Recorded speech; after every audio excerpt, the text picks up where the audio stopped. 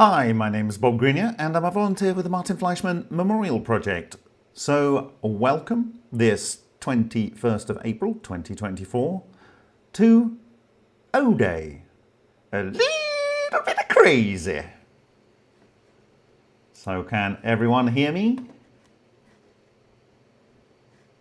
Hi, Mr. Gate Mode, All Domain Anomaly, Alex Del Castillo, Misunderstood, Craig from Althold, that's Malcolm Bendel for you, everyone there, Corky Goss, Bo Sinclair. Hi, Lithnik, Laura, Estonias. Hi, Arwen Eventstar. We've got some new people in the house. Thank you for joining us, D2105K.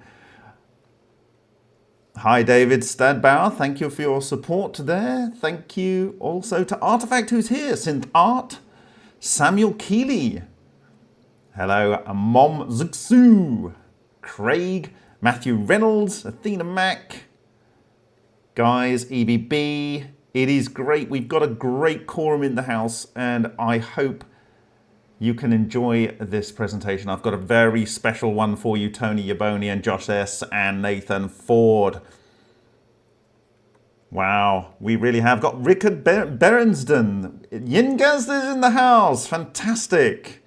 Fused in Carbon per Nicola Haukland. It is wonderful to have so many of you here. NG, FPV Angel, Stephen B. Halls. Dude Paco, sorry for the later than usual start. Hi, Louis Navarro. Thank you for confirming the Spanish was useful. Hi, Nick Knock. So, how are we this beautiful Sunday that God has given us? So, this really is going to be a little bit crazy, but before I go there, I am going to just read what I wrote in my blog for the purposes of setting the framework here of this discussion. If I can get my mouse working properly. Okay, so where are we?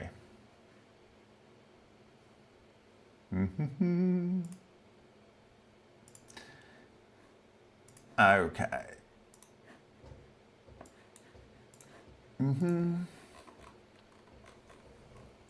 Right. So this is O-Day, a little bit of crazy, and I would like to read the following text. The Muslim world has created some of the most incredible pieces of art and architecture the world has ever seen. But in doing so, they have one tenet. Always include a deliberate imperfection, because only God is perfect. During my nearly quarter of a century of doing professional design, I learnt that if I went the extra mile and created what was self-evidently a near-perfect piece of animation or art, or gave a spot on proposal to a design agency, without fail, someone would have to make a change, essentially to establish their worth. So one was forced to learn to spend less time making 3 proposals, or when doing final review work, leave at least one obvious error. Then the people commissioning the work would have a way to show their value, and you would not have to end up doing pointless work to fluff their ego. So, whilst I learnt to do it deliberately then, now I apply the mantra, I don't care where I'm wrong, I only care when I'm right. There, I'll try and say that again, shall I? See, I get things wrong all the time. I don't care where I am wrong, only where I am right. And I try to get the data out to the best of my ability and my best guess at an interpretation as fast as possible so that it may be assessed on its merits or otherwise, as a means of taking the conversation forward. In this spirit, I remind you that the strapline for remoteview.icu is looking back to the future through insight and critical fiction. If you are looking for perfection, both in content or choice of subject, this is not the place to find it. After all, I am not God. I am merely an imperfect, limited human I am often wrong, but likewise I could not run before I could walk, nor walk before I crawled. My intent, my ontology in this process is to understand. This is an interactive process where nothing is off the table.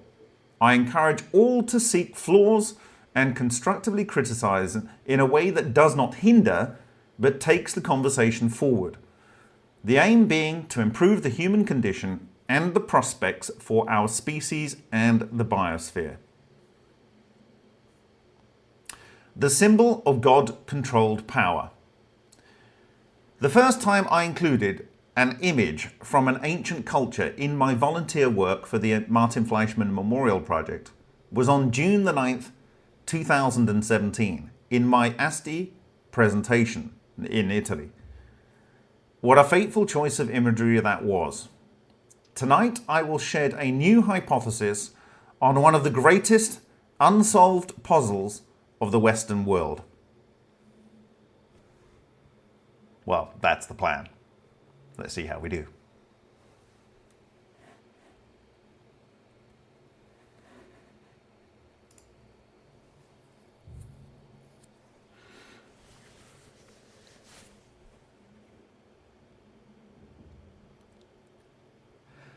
Okay, so I will switch to the presentation now for you, if that's okay with you. And here we are. Should look the same, just a slightly different color. There we go. Can anyone, is everyone hearing me okay? It's not clipping. My last presentation I had the audio levels a little bit higher and it was clipping. Is it okay for everyone? Okay, Laura, brilliant. Okay, so this is a little bit of crazy. Now you understand what I'm going on about when I say that. Excellent, isn't it? Perfect. Okay, so the slide that was in that presentation, if you took a look, way back there on the 9th of June 2017 was this one. And I'd taken my daughter to the Amberley Chalk Pits Museum in West Sussex. And it's one of these kind of like working museums where they show how thatched roofs are made and how iron foundry and the old post office used to work and things like that.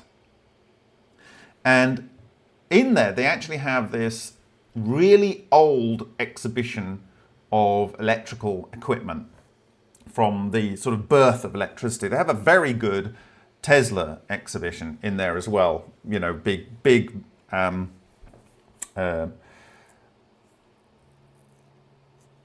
Tesla coils and all kinds of different medical devices where people would shock themselves or expose themselves to UV light, and the idea that this would make people healthier.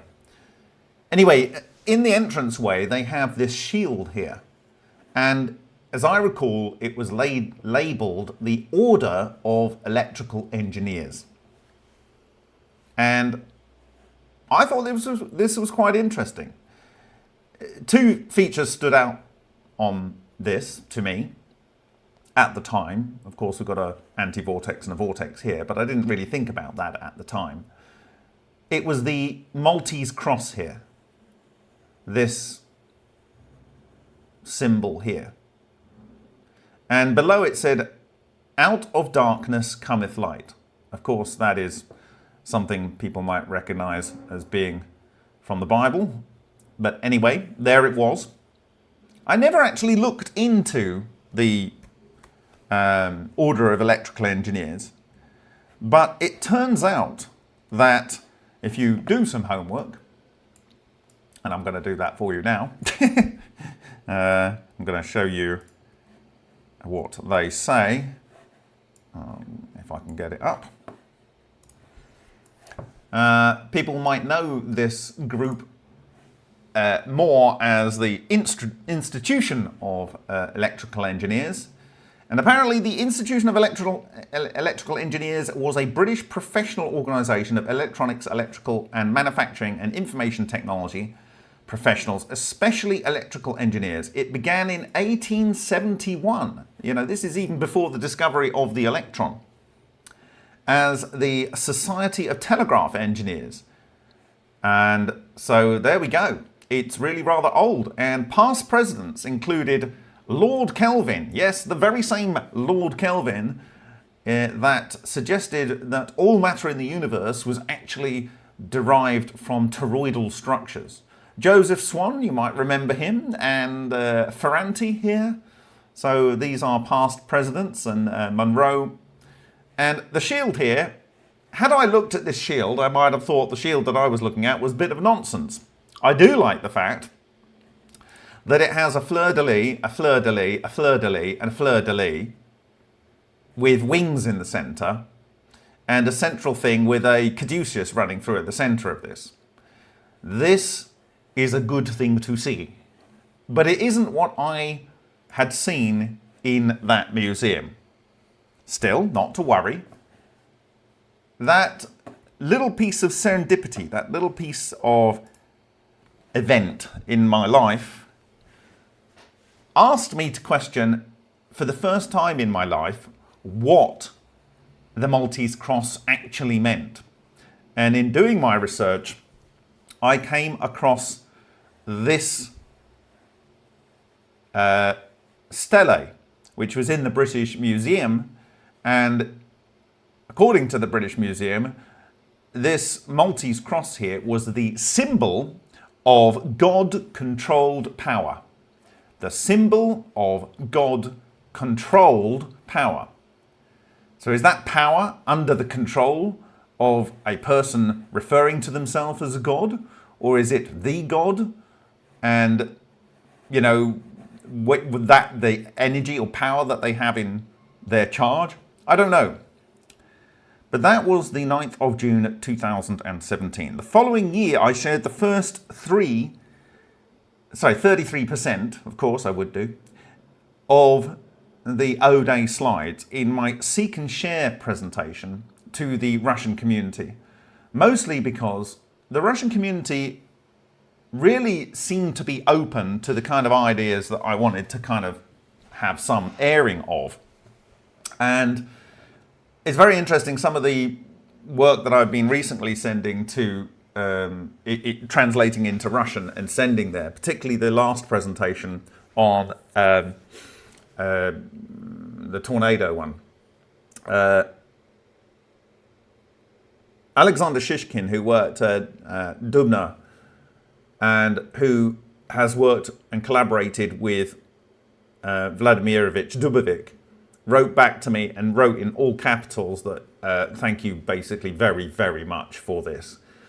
And I asked him, although Vladimirovich Dubovic is not well mentally in terms of he's got either Alzheimer's or some degenerative brain condition at the moment, I said, like, you know, please get this physical evidence to Dubovic.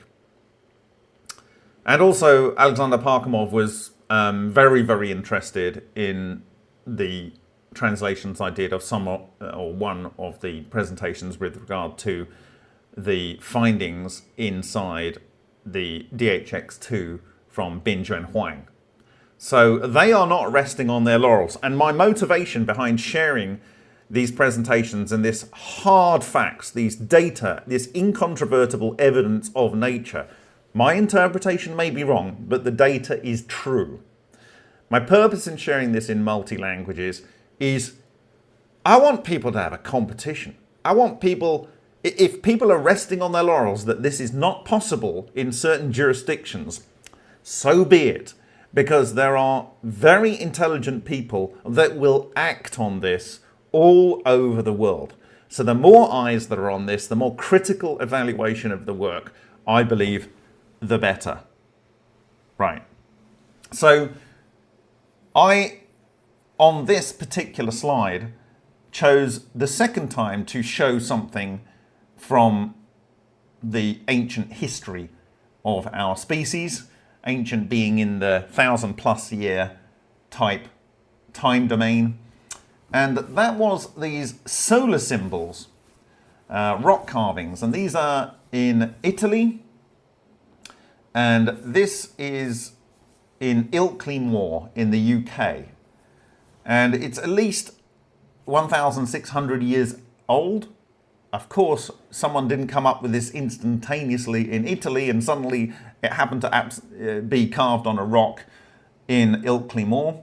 And I've told that I was requested by my family to bury my grandmother's ashes close by this particular feature's original location. Anyway, this for me was symbolic of wheels within wheels, of a series of vortices surrounding, making a structure that created an orthogonal vortex. And when you understand that happens on one level, it had to happen on multiple levels. The original image that led me to start thinking about historical understanding, potentially, of this space, again, was this stele of Shamshi Adad V, and it's Assyrian from about 814 BC, and it's from Nimrud and Temple of Nabu. The stele shows the king worshipping in front of symbols of the gods. Right, so he's not saying he's a god, although he has the symbol of God-controlled power, this, around his neck. But these are the symbols of the god. I wasn't interested in that, I was just interested in this particular symbol at that time. The large cross on his chest is a symbol of the sun god. Okay, so here they are saying this is the sun. This was apparently, according to Wikipedia, like something like a cult of god worship. Right? Thank you very much, Craig, for your super chat. That's very kind of you. So this apparently was a cult of sun worship. Why would they choose this? I suggest it's because they potentially had an understanding of how the sun really worked. This, according to this particular inscription, is the symbol of the sun god. This is the symbol of the sun god.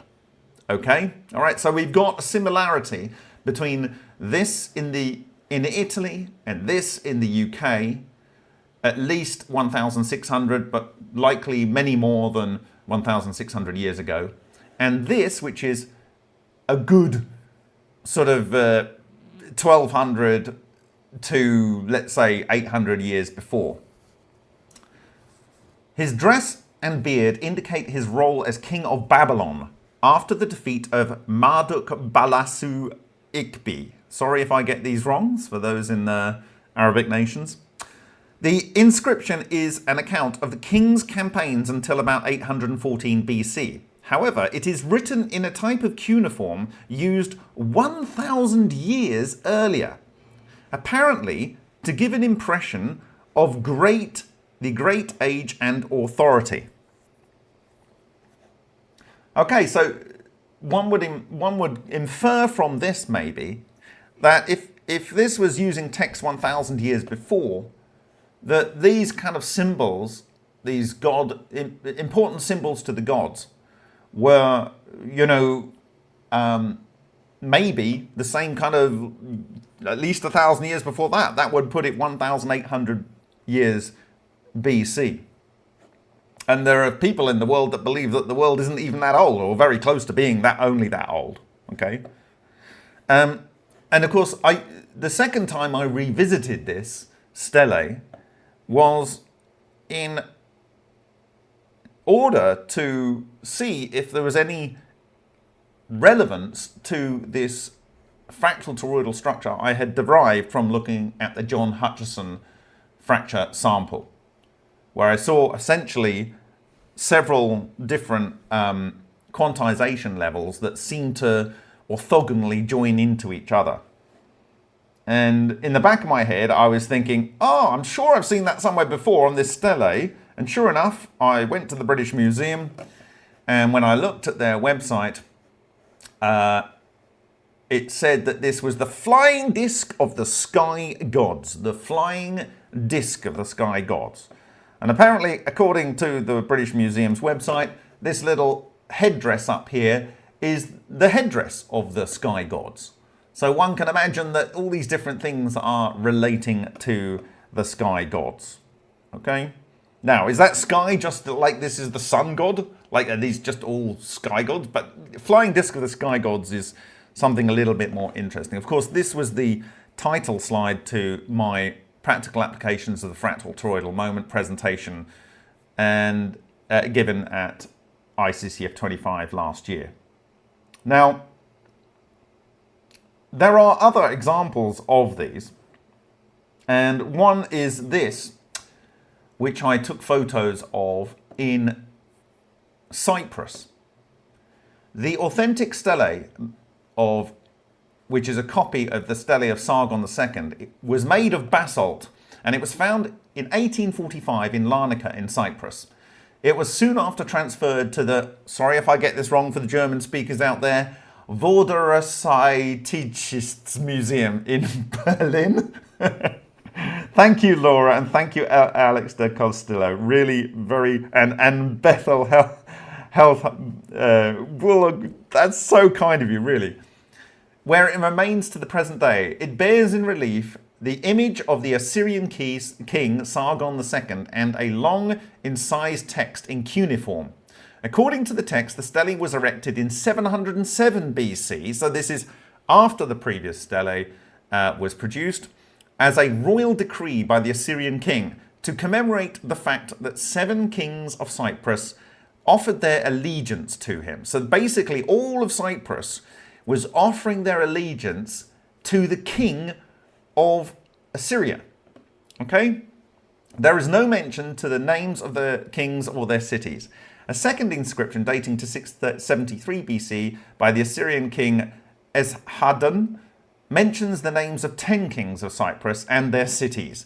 These 2 inscriptions provide the earliest written evidence for the establishment of independent city kingdoms in Cyprus in the Iron Age, each of which were ruled by one leader. The Cypriot inscriptions of the Cypro-Archaic and Cyprio-Classical periods name these leaders as Basilea's kings.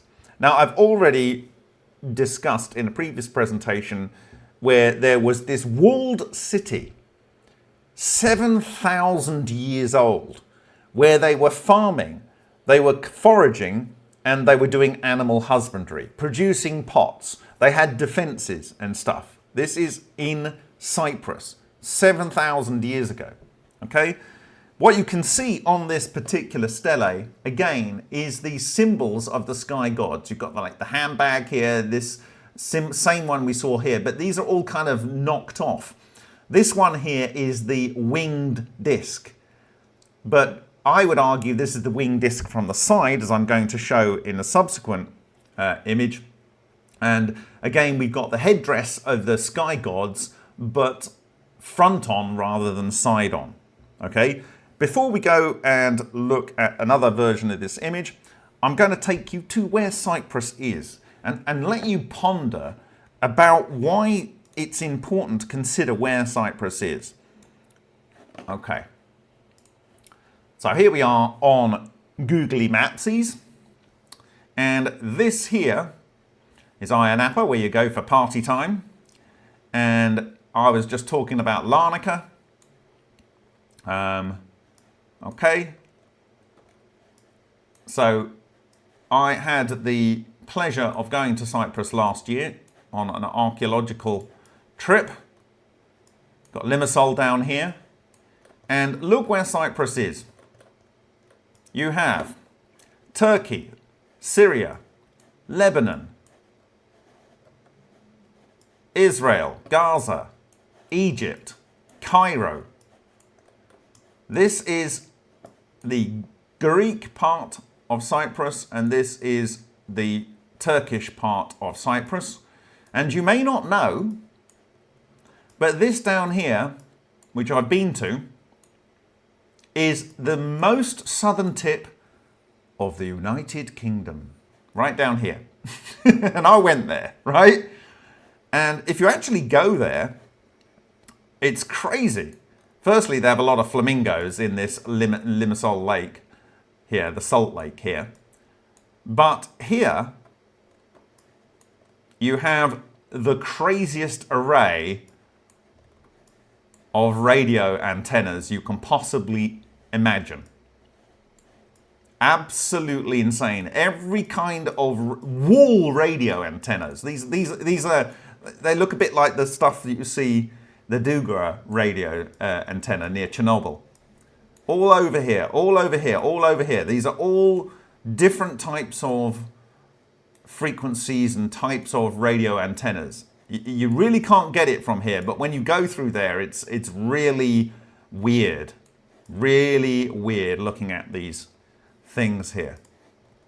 Okay? And I spent and had lunch at the Hamlet pub down here, which was very nice. The Hamlet pub. And yes, so this is the southern tip of the UK, and you can see there is an airstrip down here. Very, very important. Why? Because this monitors the whole of the Middle East and this part of Western Europe. Okay? Now, when you go there, of course, what that document is saying, that cuneiform document that I just showed you, it's showing that the Assyrian kings, okay, so here's Syria and here's Iraq. So, you know, you've got these ancient structures in this kind of area here. Cyprus, which was trading with Egypt, which was trading with the Levant, it was trading with Greece, and it was trading with Turkey and Rome. When you go to the museum, everything is there. Everything is there. Okay? It has so many important cultural items there. Well worth a visit. That is the location of this structure that I just showed you, this image here. Okay? Right. So this gives you an idea, and here's the close-up on the cuneiform on the side, right? Now there's another stele in the British Museum that, just like this one, which has the flying disc but side on rather than what I call top down or bottom up, okay? It has this one here. So this is also in the British Museum, okay? And here is our flying disc, and this goes all the way from India all over the Middle East, in Iran, in Iraq, different forms of this in Syria and down all the way through that region. And I would argue, and have done for some time, that this represents this type of structure, not blown up but functioning. This is the wing disc. The disc is in here when it's not broken up like this ball lightning, but this here. Okay. Now when it comes to this region again, yes, when you look at the Ionic Greeks, and I've talked about Anaximander being the first observer, you know, person to observe Asia Asia Minor and Egypt and so forth, and to come up with the Ionian order, or the Ionian period in Greece. Okay, Anaximander, and he was the pupil of Thales, one of these great philosopher scientists. Okay, when you consider his work, and then again, I've got another example here from the British Museum. This plate here. This is a stemmed plate painted with swallow. A swallow obviously is a bird. It's the fastest bird. And lotus flowers. I guess these are lotus flowers, lotus flowers, lotus flowers. And buds. These are buds. Yeah? About 580 BC, so this is nearly contemporary with Anaximander, from Camaros, Rhodes, a Greek island. Okay? But when I look at this, I don't see so much the swallows, one of the fastest birds. Yeah, I'm not focused on the lotus flowers. I'm not focused on these buds, although, you know, nutrients and everything comes from buds. Firstly, I see that these lotus flowers are in fact representing the Maltese cross with the circle in the center. Okay? And what I'm also seeing is 4 vortex and anti-vortex, vortex and anti-vortex, vortex and anti-vortex, vortex and anti-vortex. This is the same thing. It's the same thing. Is it an African or a European swallow? Don't know. Very good. Hi, Phil Dubois. Thank you for joining us. Okay, so this is a 4-order structure. Now, in Ode Flower of Life presentation, and thank you to Arlene Krista for this photo from the Nordic country in silver of this structure. We discussed the structures that surrounded the 15mm ball lightning cut in Henk Urian's Vega experiment, another one of the amazing array of experiments conducted by Henk Urian. Okay? And at this point, on the boundary layer, we found a 2-order structure with a paisley, the first symbol of Zoroastrian, a 3-order structure with a paisley. But what we found was when we got to 4, we found that it didn't have the paisley, it didn't have the vortex so much, and it started to become a controlled beam. A controlled beam, okay? 5, the same story. 6, the same story. And when you start to get to 8, you end up by having substructures in there, which are, they've got their own holes in, okay? So 5 and 6 are kind of like we showed from the fractal structure and the substructure's disruption beam that 5 and 6 were near perfect. 6 is perfect. When you get above 6, actually there was no 7, but when you get above 6, it's unnecessary and you start to get down to substructures being in there, which are not ideal, okay? So what we saw on the inside of the thunderstorm generator was essentially all 5 and 6, which makes sense, okay? 4 is where you start to get this thing, in my view, under control. And I showed why, in my view, is that very nearly the disruption beam starts to be captured by the mean square radius, the radius at which you only get the vector and scalar potentials coming out of the substructure. Okay? It's not quite perfect. It's not quite perfect. So you can see it's coming in here, it's coming in here, it's coming in here, and it's coming in here. Okay? And what does that look like in 3D from the side? Well, it looks like this. So this is our 2-order structure with a 2 and a 2. Okay, so N level is 1 with the disruption beam and the thing coming down here. Then you have the suborder, minimum of 2. You always need a minimum of 2 to create a toroidal moment. And then a substructure here has 2. This is 4, 4, 4. Okay. Now, my friends, I'm going to explain in pictorial form why I have been saying that these symbols of power are sections through, plans of, or different views of this overall sacred geometry structure. I've tried to say it 100 different ways, but now I'm just going to show you. I'm literally going to show you. You ready?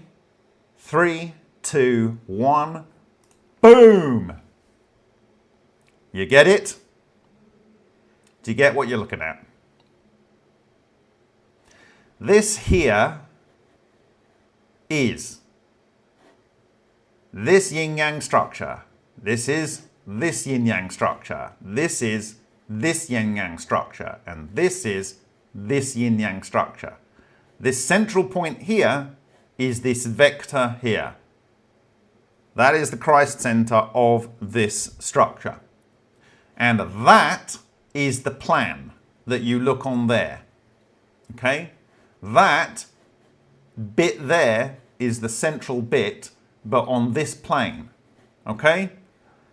To spell that out, I'm going to show you the first stable fractal toroidal structure in plan, so that this is very, very clear. Taking the 4 substructure that I had here, this 4 structure, and taking this one here. Okay? You ready? 3, 2, 1, boom! That is that. No word of a lie. The reason I delayed this presentation is because I realized mentally I had to do one graphic overlay. One graphic overlay, and I had to find the original 50 megapixel image I took in the British Museum, so I had a high enough resolution Maltese cross from that stele, Assyrian stele, to overlay. And I was literally blown away. I was totally blown away. That's what I was delayed for. Why? 3, 2, 1, boom! Well, now, boom. Can you see it? Can you see it?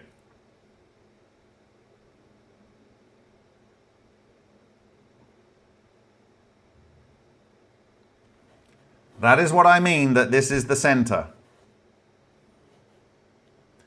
What I couldn't believe is that these parts of the Maltese cross, exactly and precisely, without variation, fit within the petals of the interfering non-radiating boundaries.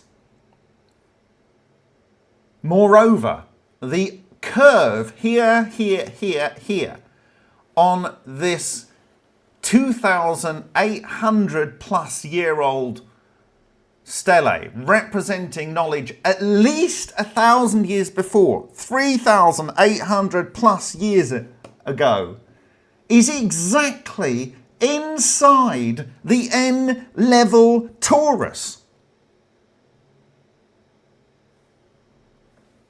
There is no doubt in my mind that someone knew what was going on. No doubt whatsoever. None at all. Although, I may be wrong, as I said at the beginning. But it's a bit of coincidence. I'm a little bit lucky. Okay? This, for me, points to the fact that, yes, this is the symbol of sun. This is the symbol of a sun cult. This is the swastika or the salve stick.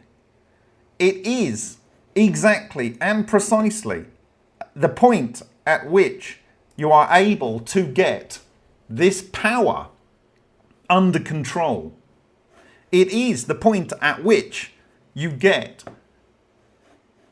a symbol of what might be considered the power of God under control, at least in the form of a beam. And it's exemplified here in this data, hard, physical, factual data that's come out of actual experiment, pointing to this, which fits the logic of this as above, so below structure, which is in itself, it doesn't necessarily have to have 4 here, it has to have 2, but it does have to have 4 around here, okay? All right? And that allows us to see this. This is the same as this. This is the same as this. This is the same as across the plane there, as exemplified in this imagery here when it plays. There we go. All right. Any questions at this stage before we go on and solve possibly one of the greatest puzzles for at least 2,000 years, or very close to 2,000 years? To solve a puzzle nearly 2,000 years old. Are we there yet? If you got any questions, I'm just going to knock up one more slide, which I should have done earlier, but I didn't. So there you go.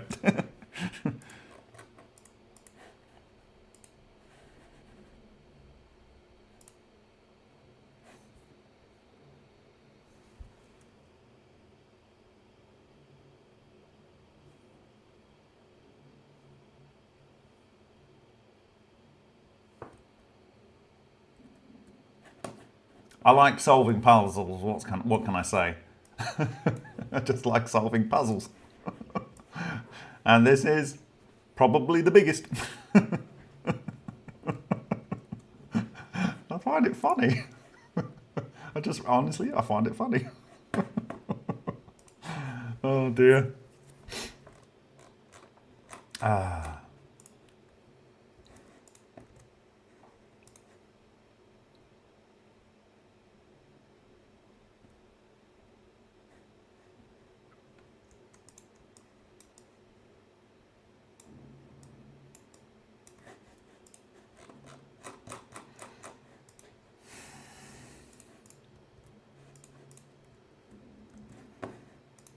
Now, actually, what I hope to provide a plausible solution to today is something that actually was meant to be in the original O-Day slide deck, but I decided at the time I couldn't see, I couldn't really believe that it, you know, it would lead that far. But here we are, my friends. What do we think we have here? Does anyone know what this is? Because today, I think we're going to answer what it means. 3, 2, 1, boom. What is this?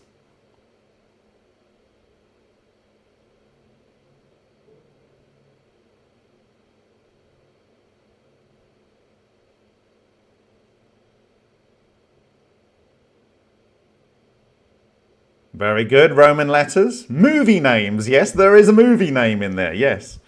I actually said it in my introduction in remote view. Tenet. Yes. Tenet. An eye exam. It does look like an eye exam. Yes. That is the riddle Christians used. Yes, it's certainly been assigned to Christians. Yes, rotas. What does rotas mean in Latin? Repeat itself. Yes. Soku, yep, soku's definitely something to consider here. Onomatopoeia, It goes both ways, yes, it goes more than both ways. Look at it again.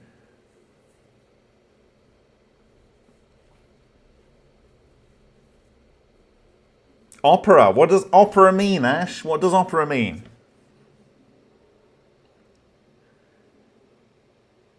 Bake bread. A method of drawing energy from the ether that caused the last ice age. Maybe. Ken Pratt, Magic Square. Yes, specifically, whose Magic Square? Ken Pratt.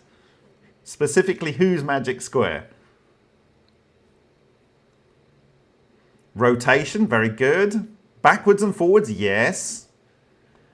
Yeah, rotate. Rotate on rotas. Well, actually, not quite. O with center, artifact, you're getting close. Always up, down and sideways in all directions. Toroidal, very good, Darren Adams. It's a 4-tor, very good, or is it? Is it? Yes, maybe. A magic square, yes. Whose magic square? Operare. Some sort of magic cube, yes? Why are the S's reversed? That's a puzzle thing. It doesn't need to be reversed.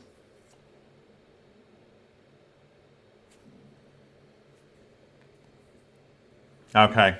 It is a palindrome of sorts. It's a very specific type of Seta square. Very good, Kesbar. Very good. Very good.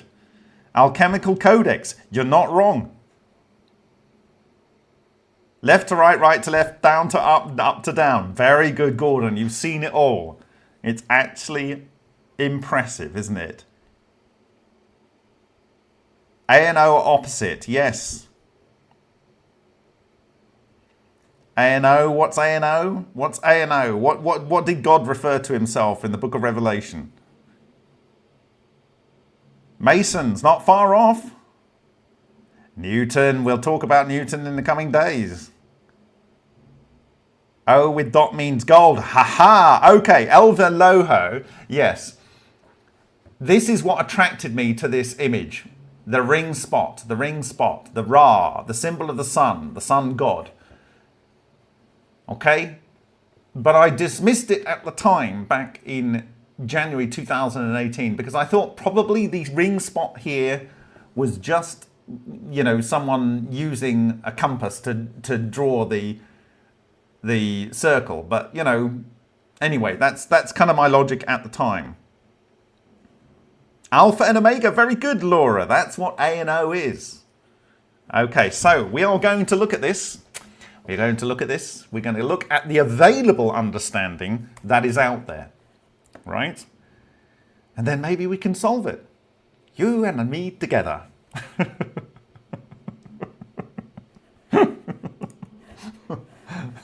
little bit of crazy. Oh, that's so much fun. Right.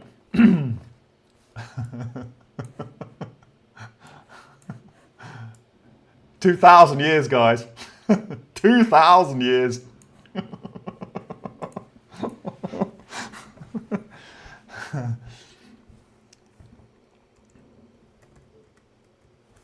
Okay. Give me a second. You can sing your own hold music. I won't prejudice your choices.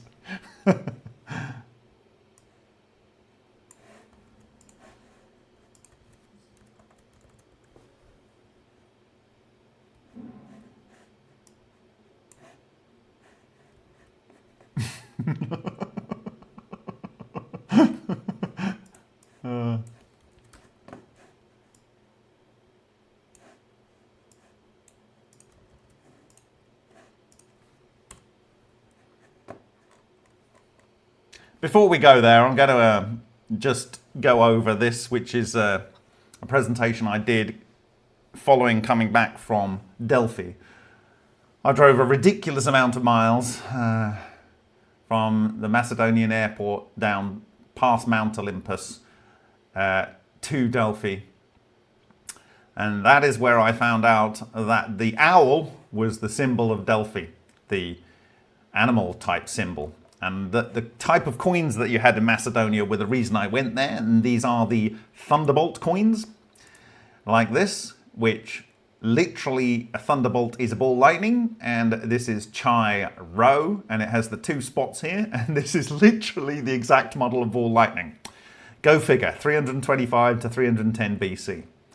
This is one of the things I went to see, the Delphic shield. This is a votive shield. By that, it's something that you put into a grave to protect them from evil spirits in the afterworld.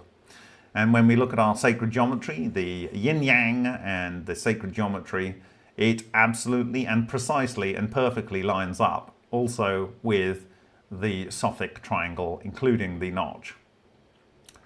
So this is all from the same region, and I've already shown you that through Cyprus, all these different Eastern Mediterranean cultures, they traded with each other. And this is the Delphi votive shield shown at center first, then the yin-yang, then the sacred geometry, and a hypothesized ball lightning boundary. The notch is then compared to the Egyptian Sothic triangle. Lastly, the Macedonian shield coin is compared to the yin-yang and sacred geometry. Okay? All right. And this votive shield was then copied all over the Roman and European and all the way up to Scandinavia. Okay. And after I was doing this, I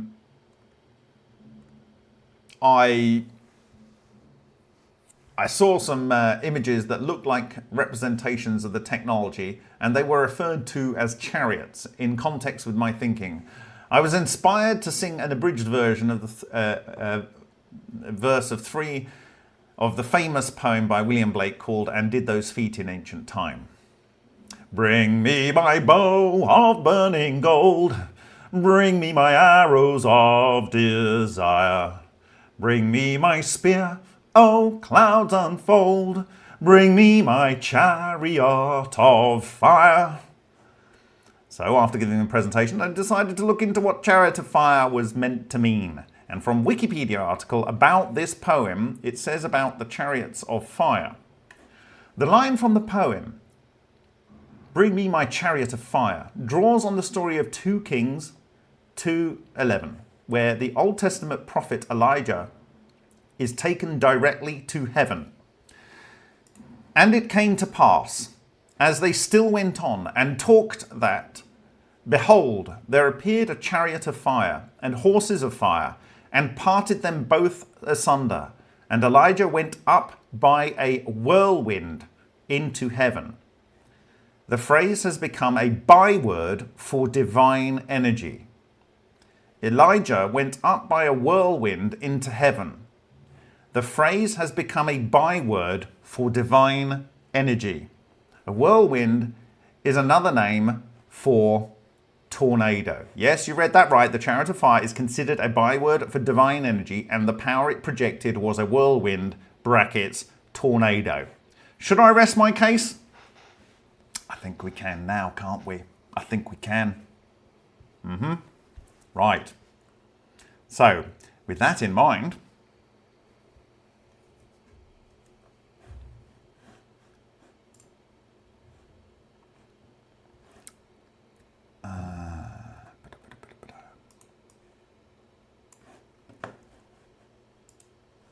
now, I was going to do a whole fancy timeline and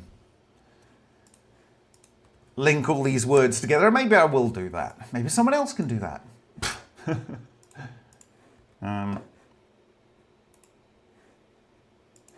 But I think we'll get through this. And I think, well, it's just an idea. Right, we're going to start with Wikipedia. People have mixed views about whether Wikipedia represents a reference or not. But on Wikipedia, you can see this Sator square. It's called a Sator square. All right, the Sator square. The Sator square, or Rotus Sator square, or Templar magic square. So I said we're going to try and solve today the Templar magic, the magic of the Templars. Square is a 2-dimensional acroistic class of word square containing a 5-word Latin palindrome. Well done those who said patent palindrome. The earliest squares were found at Roman era sites, all in rotas form, where the top line is rotas, not satar. With the earliest discovery at Pompeii, and also likely pre-AD 62. The earliest square with Christian associated imagery dates from the 6th century. By the Middle Ages, Sator squares had been found across Europe, Asia Minor and North Africa. In 2022, Encyclopedia Britannica called it the most famous lettered square in the Western world. Then no one knows what it really means. I love this. A significant volume of academic research has been published on the Sator on the square, but after more than a century, there is no consensus on its origin and meaning. The discovery of the Paternoster theory in 1926 led to a brief consensus among academics that the square was created by early Christians.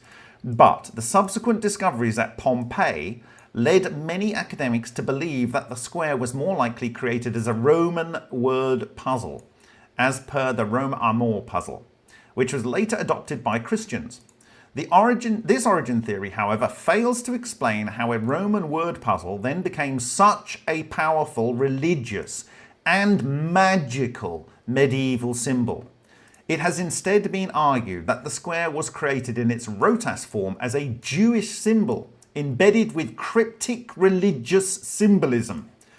A Jewish symbol embedded with cryptic religious symbolism.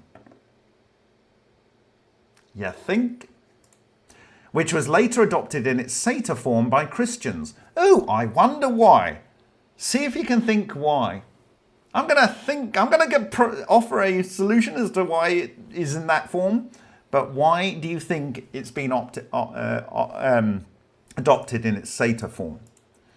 There are many other less supported academic origin theses, such as Pythagorean or Stoic puzzle, or Gnostic or Orphic or Italian pagan amulet, or cryptic Mithraic or Semitic numerology charm, or that it was simply a device for working out wind directions. The square has long associations with magical powers throughout its history. and even up to the 19th century in North and South America even, including a perceived ability to extinguish fires. Particularly in Germany, the square appears in early and late medieval medical textbooks such as the Trotula, and was employed as a medieval cure for many ailments, particularly for dog bites and rabies, as well as for insanity. A little bit of crazy. I'm glad no one brought one near me. And relief during childbirth. It is featured in diverse range of contemporary artworks, including fiction books, paintings, musical scores and films, and most notably in Christopher Nolan's 2020 film The Tenet. In 2020, the Daily Telegraph called it one of the closest things the classical world had to a meme. Description and naming. The Sator square is arranged as a 5x5 grid consisting of 5-letter words, thus totaling 25 characters. It uses 8 different Latin words. 8 different Latin letters, and 3 vowels. 5 consonants and 3 vowels. In some versions, the vertical and horizontal lines of the grid are also drawn. But in many cases, there are no such lines. The square is described as a 2-dimensional palindrome or word square, which is a particular class of double acrostic. The square comes in 2 forms: rotas, opera, tenet, arepo, sator. Sator, arepo, tenet, opera, rotas. When I first saw this, which was 2 or 3 days ago, I thought, yin yang? Are these kind of like, how should we put this? I don't know. Let's not go there. The earliest Roman era versions of the square have the word rotas as the top line, called rotas form square left above. Okay, so this is the rotas form. Okay. But the inverted version with sator in the top line became more dominant from early medieval times, called the satus form square right above here. Some academics call it the rotas sator square, and some of them refer to the object as rebus or magic square. Since medieval times, it has been known as the Templar magic square. Since medieval times, it has been known as the Templar magic square. It's going to be everyone's magic square.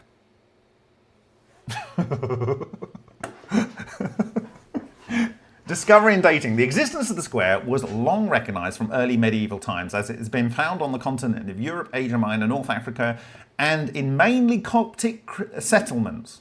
That's Coptic Christians. And in the Americas. Medieval examples of the square in sator form abound, including the earliest French example in Carolingian Bible from AD 822 at the monastery of Saint-Germain-des-Prés. Many medieval European churches and castles have sator square inscriptions. The first recognised serious academic study of the square was in 1881, publication of the Reinhold Kohler's historical survey in the Zeitschrift für Ethnologie, titled Sator Arapo Formel, and the considerable body of academic research has been subsequently published on the meaning of the square. Up until the 1930s, a Coptic papyrus with the square in rotas form dating from the 4th or 5th century. This is about the same time as some of those extremely important scientific Coptic Christian stelae were carved, that encoded absolutely precisely the angel of death, the angel of life, the yin-yang, the slightly offset raised part. We've all discussed this before. So around the same time, the Coptic Christians were using this same rotas square. And it was considered the earliest version from the 4th and 5th century.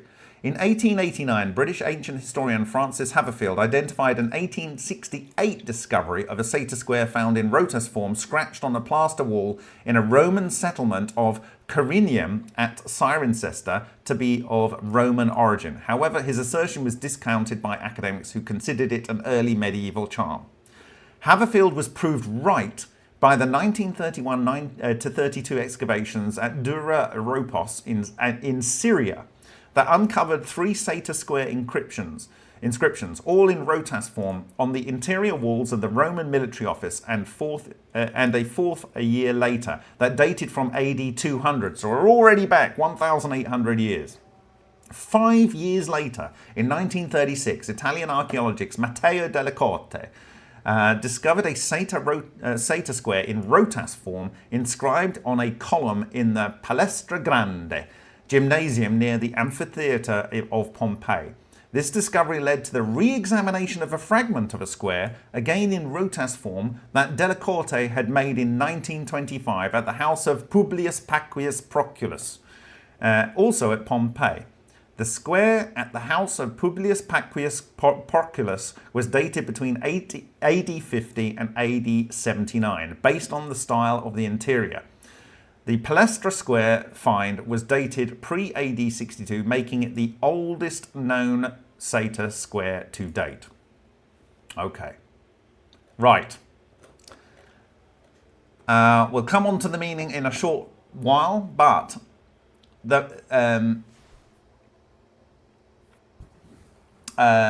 going to look at the satyr square definition from Encyclopedia Britannica. And it says here, the satyr square, early Latin word puzzle or cryptogram, is the most well-known example of a lettered magic square with 25 letters that make up 5x5 grid of acrostic Latin palindromes. The words found in satyr square are satyr, sower or planter, arepo, an unknown word, possibly a name, tenet, to hold, opera, work or care, and rotas, wheels. These words are often arranged in this order, but examples have also been found beginning with rotas, ending with satyr. This variant is called the rotas square. When the 5 words of the satyr square are read horizontally, vertically, forward, in reverse, from bottom to top or from top to bottom, they form the sentence satyr, arepo, tenet, opera, rotas. This sentence has been translated in numerous ways, with the most commonly cited being the sower, arepo, works or holds with wheels with care. If read blah blah blah Greek, to turn like oxen zigzag, with a central word repeating, it can be read the satyr, opera, tenet, tenet, opera, satyr, which has been translated as you sow, so you shall reap. As you sow, so you shall reap. As you sow, so you shall reap. Where have we heard that before? And with more religious bent, the creator preserves his works. Okay? Such a reading has the advantage of eliminating the obscuro arepo, which occurs nowhere else in Latin. Few of these readings apply to the rotas square.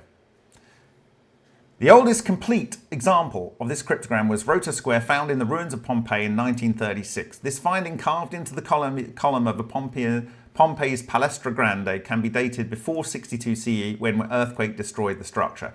Fragmentary rotas square were found in Pompeii in 1925. Other rotas squares have been found throughout the Roman world, from Manchester, England, to the border city of Dura Europos, now in Syria.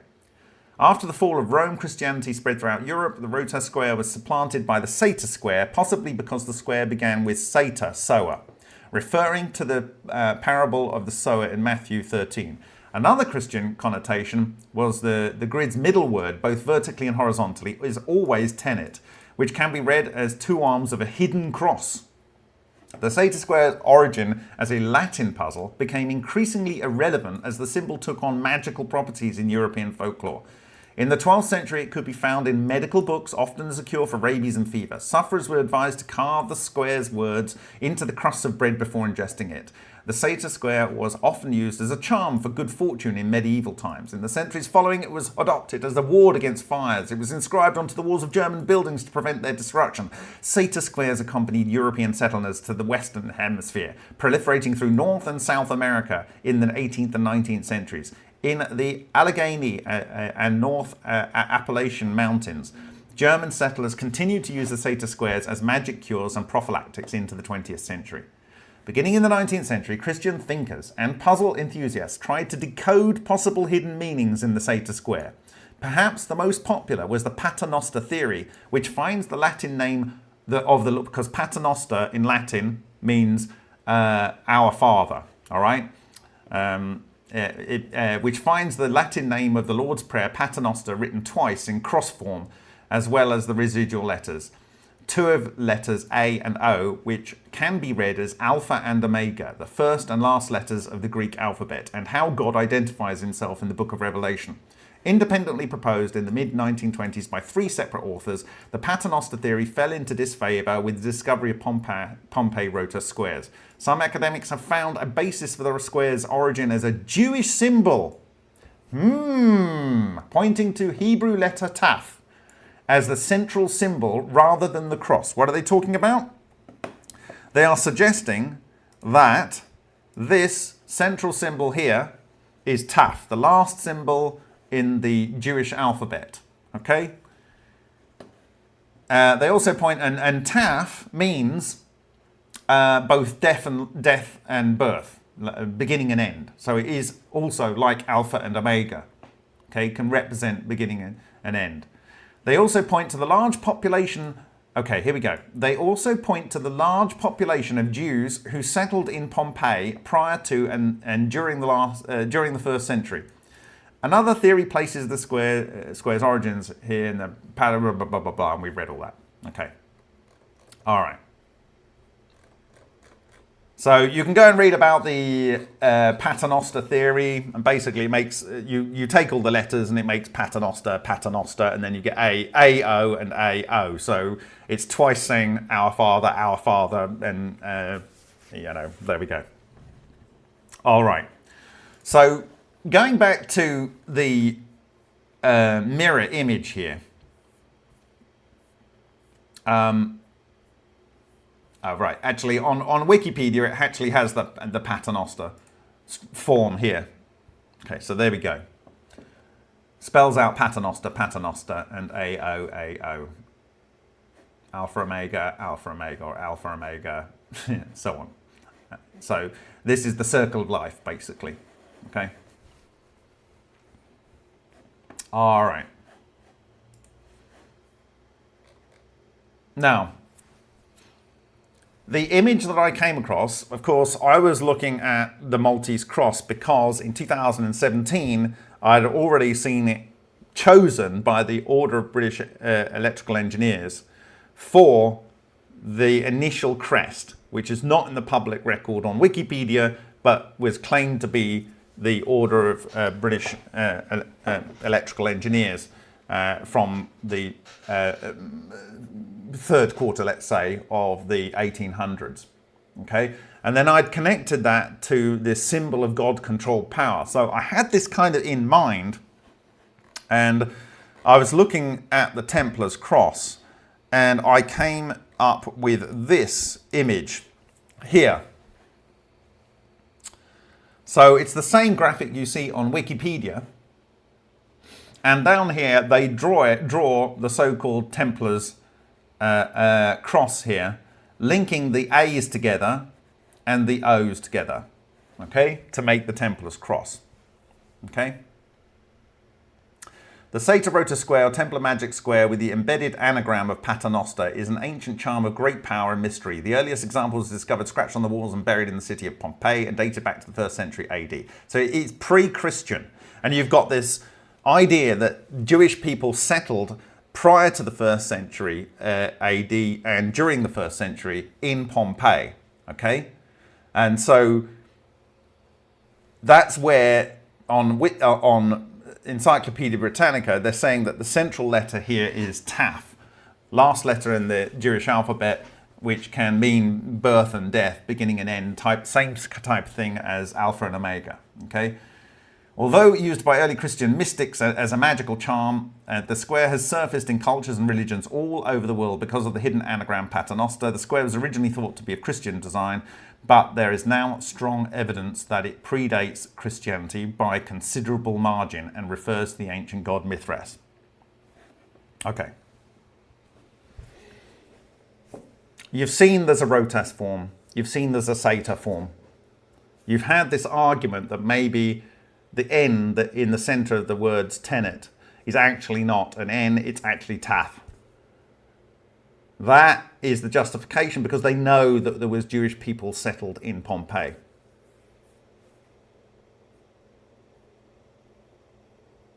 I was considering this. when I looked at that earlier in the week. I was considering this. The universe and the mirrorverse. Okay? And I was considering that. And I had the pleasure of hosting for the first time my niece, my second oldest brother's daughter, a couple of months back.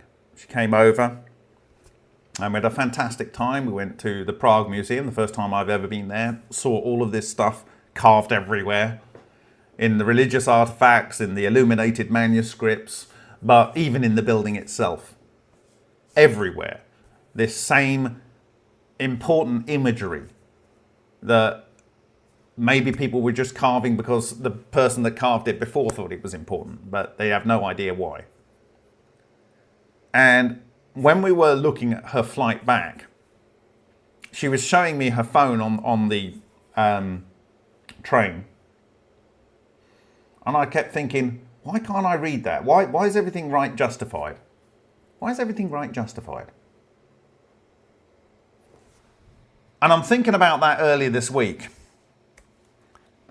And then I'm thinking about what it says on Wikipedia. And bearing in mind that I never looked at Wikipedia because I'd already dismissed the image here as not being that relevant, because I thought that these at the time were just because of the compass being used to mark it out, the hot ring spots. Okay? So when I'm looking at Wikipedia earlier this week and I'm seeing this, and I hear that mention the fact that the central letter here is tenet, I'm thinking to myself, hold on a minute. So if a load of Jewish people brought with them ancient knowledge and they're living and assimilating in Roman Italy, of course they're going to use Latin, because this is all Latin. It's all Latin, okay? This isn't the Hebrew alphabet. But Hebrew read from the top right across. So, boom! This is the Europeanized version, which when you read it as a European in Latin, which many people spoke in religious circles and in mystical circles at the time, you would read it exactly and precisely as a Jewish person would read it. You would literally read this as a Jewish person: Sator, Arepo, Tenet, Opera, Rotas. You wouldn't read it Rotas, Opera, Tenet, Arepo, Sator, because you're reading it from the top right and down. Okay? This is the mirrorverse. This is the Jewish exact Latin of this. And so I have no idea how Wikipedia, intellectuals, and the Encyclopedia Britannica, which, by the way, was the first books I ever read, right? I had a whole load of them at home. My parents gave me £5 per volume that I read. That was a long time ago. I was like 5, I started doing that. And why? Why did no one get this? Why did no one get this? Why could they not? Why is it not obvious? Yes, this is done by Jewish people. You don't need to invent this N being a taf. The taf doesn't look like an N very much. It looks a bit like an N, I guess. But then it's not Latin. Tenet is a Latin word, right? Okay? It's also got English similar meaning. But you don't need to make this taf to make this a Jewish symbol. And yes, my friends, it encodes secret knowledge. It does. It encodes secret knowledge. Yep. Now, how so? Well, if we go back to our original image that we looked at here, and we assume that these really are wheels, okay? And this is a wheel, and all the way over here is a wheel, and this is a wheel, okay? Then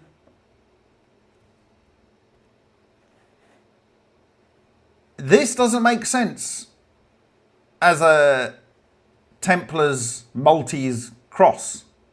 You know why? Well, it doesn't look like that, does it? The Templars Maltese cross doesn't look like that. I'll tell you what it looks like. We know what it looks like. It doesn't look like that. It looks like this. And I'm going to just kind of copy it in here. Okay? It looks like this. It's the same as the symbol of God-controlled power from thousands and thousands and thousands of years ago. Not last week. Thousands and thousands and thousands of years ago. You have to rotate this, don't you? 45 degrees. And what you end up with is two wheels here. Two wheels here.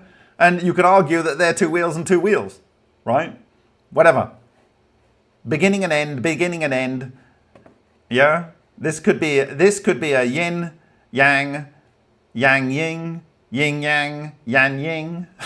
Okay? Whichever way you look at it, that is what this is. Right. Now, to the meaning, my friends, to the meaning. In here it said, sower, planter, founder, progenitor, usually divine, originator. That is what sator means in Latin. Okay, so let's look at synonyms of originator.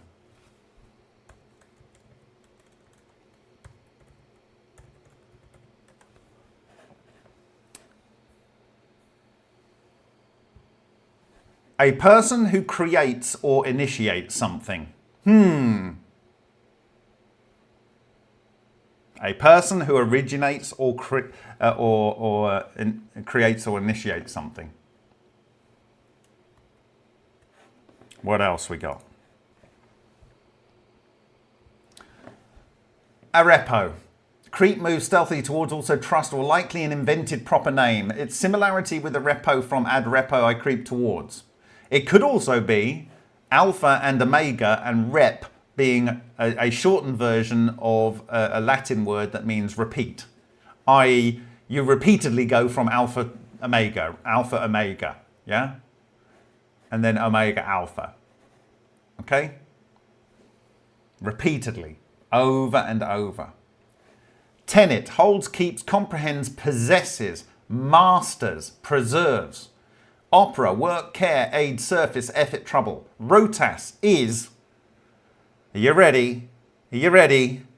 Wheel, rotate, whirl around, revolve, rotate. Used in the Vulgate Psalms as a synonym for, drum roll, whirlwind. Boom! And in Ezekiel as plain old wheels. Wheels within wheels within wheels. Wheels within wheels within wheels, making a whirlwind, which is a tornado.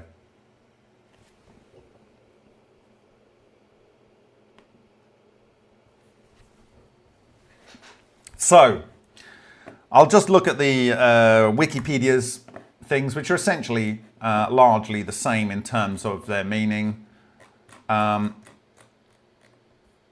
So, again, here, sator, to sow, sower, planter, founder, progenitor, usually divine, originator, literally seeder.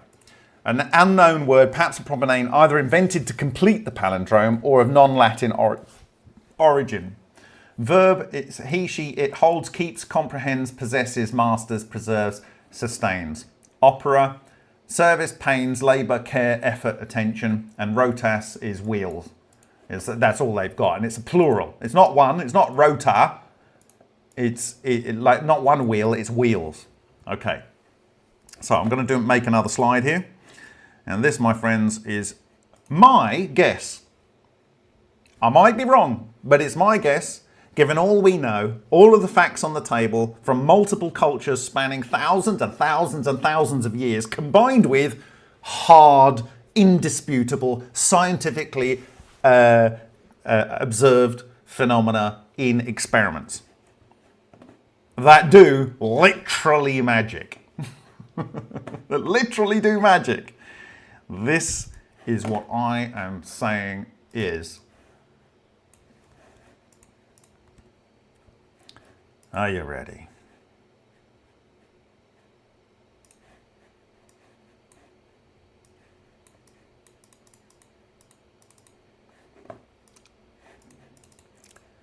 Are you ready?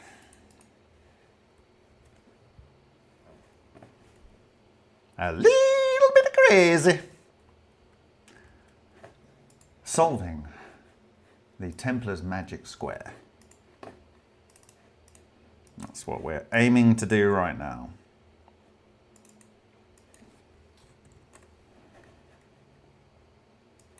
Give me a second. If I had more time, I'd have got this done.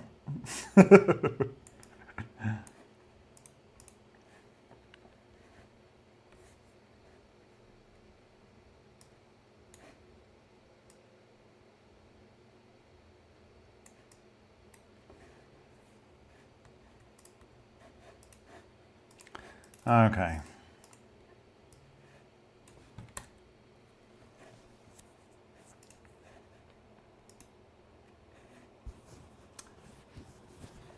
Right. Are you ready? Are you ready?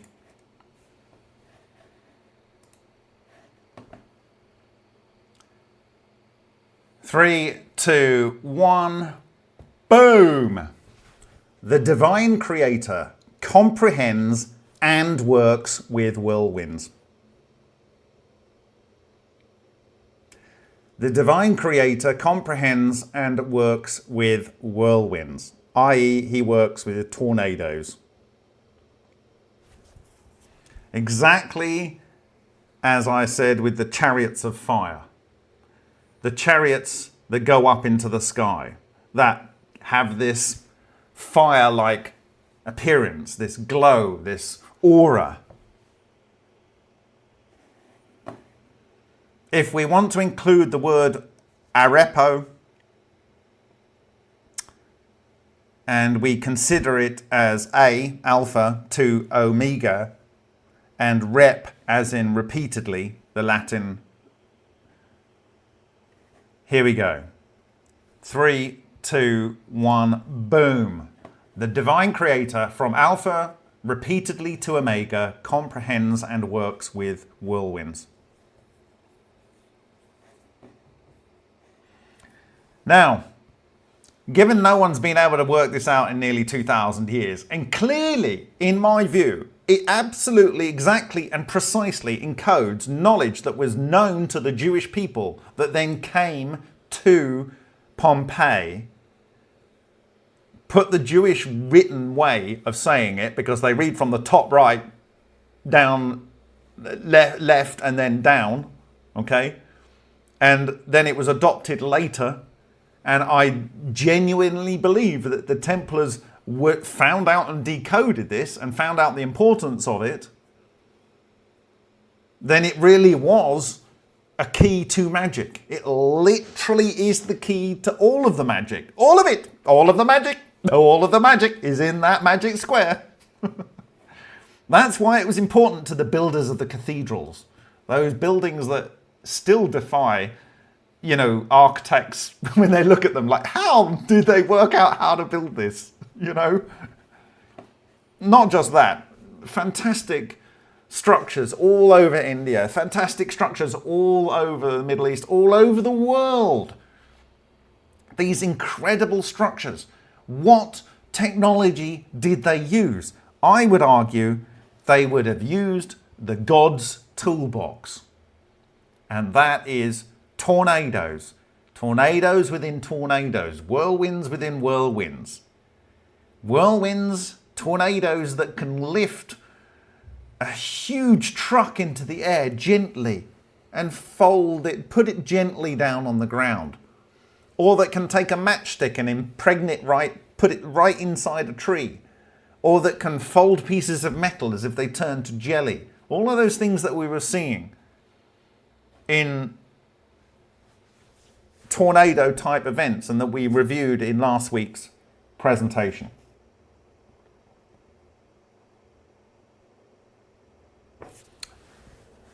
It is my deep, deep honor to share this with you today. Honestly, I didn't think back in January 2018 when I saw that original image that I would be able to solve that right there. I didn't think I would be able to solve it.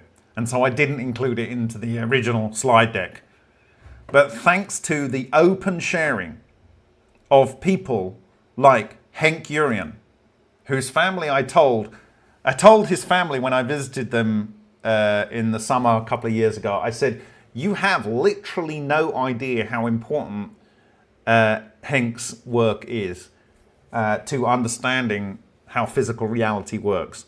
I didn't even understand how important it was, but I knew it was incredibly important with what I'd already seen. And it was through this that I was able to decode from the Vega Valley, the tornado, and how I was able to decode what structure of these fractal structures, not the two, the Tor can make a tornado, but to be under control, it needs to be these four. It has to be these four. 2 doesn't do it, 3 doesn't do it, 4 does it.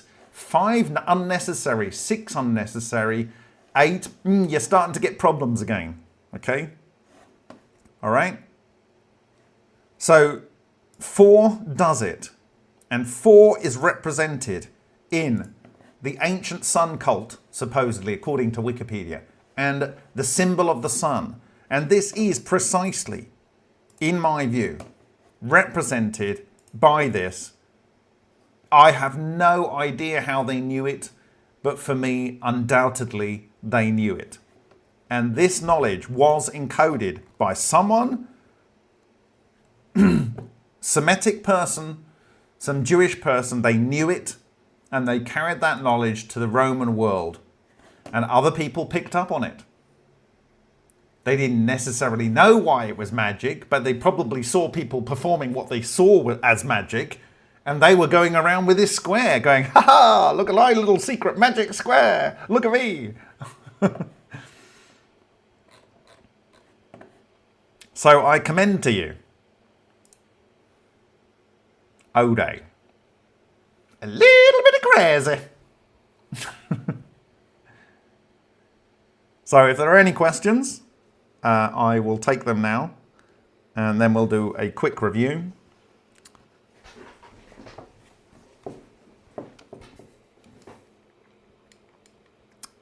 Okay, I'll see if there's any questions.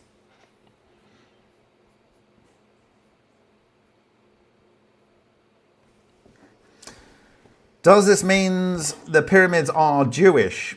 Well, certainly they were banished from Egypt, weren't they? So, like, I certainly believe that they knew aspects of the technology. The parting of the Red Sea, different things imply that they had this, because water is diamagnetic. So if you created one of these structures, let's say the Ark of the Covenant was able to create one of these structures, then the water would go away from the device, and there would be an area in there which you could use to go through water. Fused in carbon. Any idea how to make it? Yes. You make it by charge separation and turbulence. And in fact, I actually went into the Hebrew English translator, and this is what happened. So I'm just going to make a quick slide here because I haven't got it in the slide deck, so I'm just going to add it on to the end here. So I went into Hebrew English translator. And, oh dear, it's going to do that. Don't do that. It's made that into... Oh, come on. All right. That's not helpful. Okay. Let me try and find out why that's doing that. I'm going to do this manually. Excuse me. Just bear with me a second.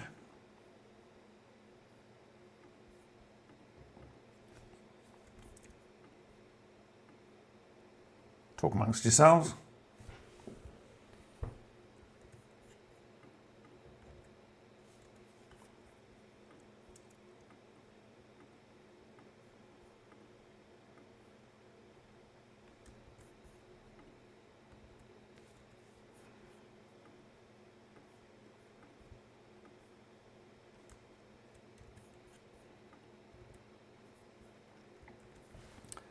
Right.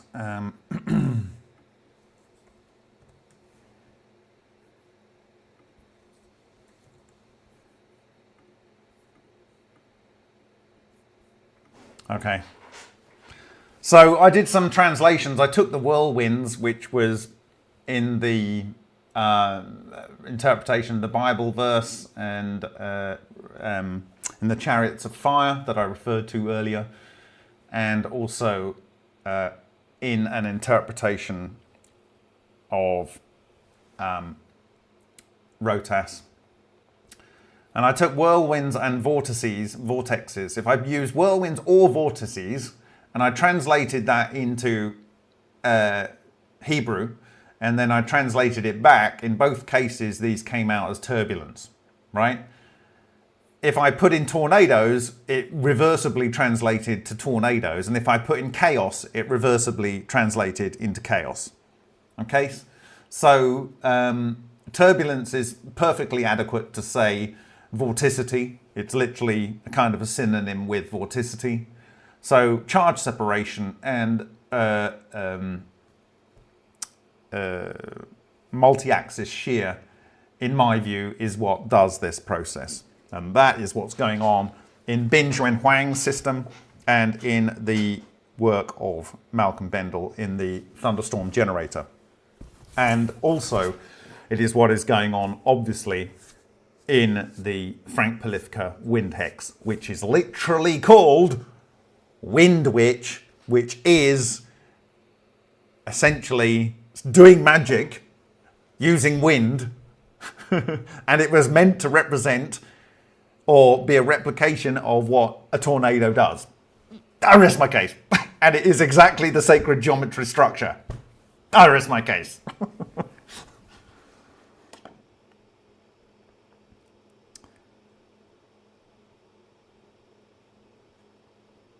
Hi, Kim.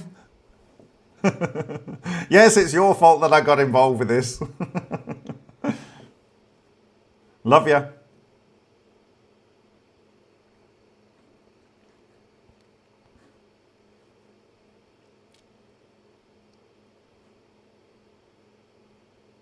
Sandy says, I live in Tornado Alley. I know the power of a vortex. Yeah.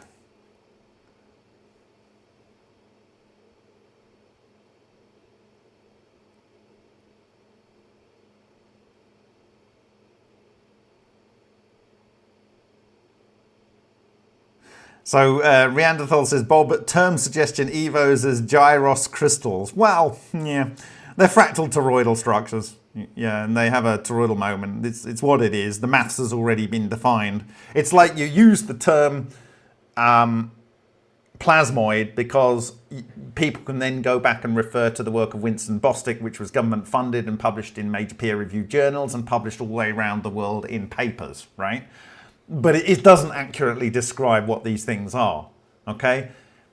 The toroidal moment by Vladimirovich Dubovik, discovered in 1965, published in his thesis in 1967 and only recognized in the West in 1997, and now in mainstream journals since about 2014 onwards, and being looked at for delivery of next generation memory storage and communication technologies.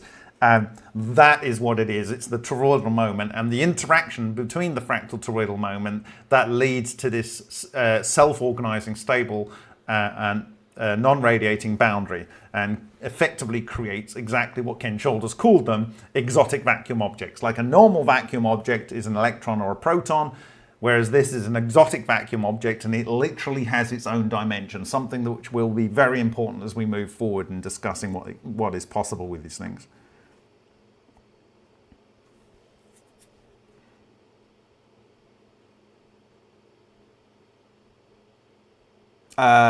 So Paul O'Neill says, are plasmoids the Egyptian Netas? Are these things that were able to be controlled and be able to do work for the Egyptian people? If so, I think that's probably what they are, yes.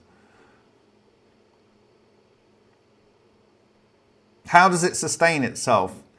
Ken Shoulders says they need electrons, they feed on electrons, they become electron. So electrons is how you feed them. Once they get going, they need some food. I actually think that you can feed them spin matter, and they will disassemble that matter in the fractal toroidal moment phase singularity, and that actually will produce electrons, and so it can feed itself with that.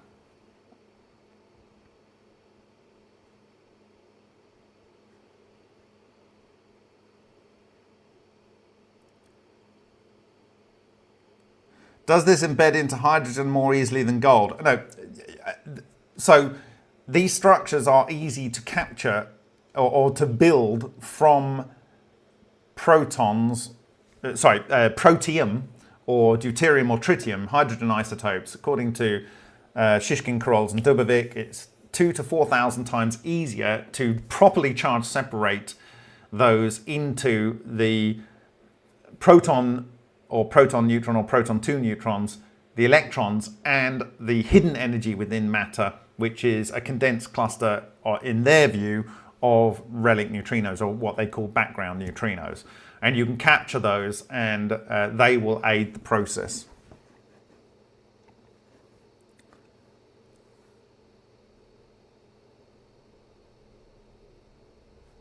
Yeah, Corky sent a great video captured in South America of a ball lightning on a volcano down there. It's a really good example, it would appear.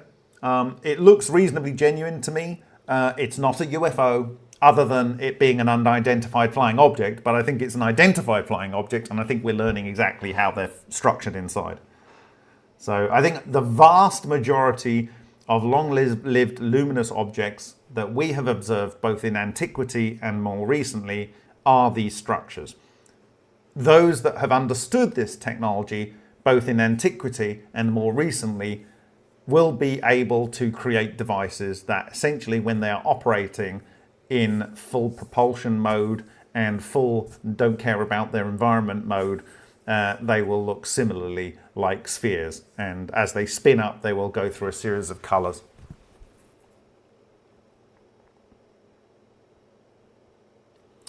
So Darren Adams says, do you think that... No, I don't think it is. He's asking whether the ice cube down in Antarctica can be used for mind control. No, I don't think. It's a detection device.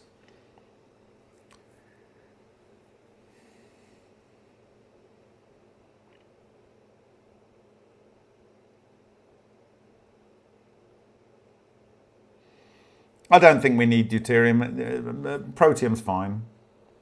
You can see that once the protium is able to assist in building the structures in Bing Juan Huang's system, then spin matter and paramagnetic and magnetic materials get yanked into the structure with the phenomenal power of the tornado that's generated.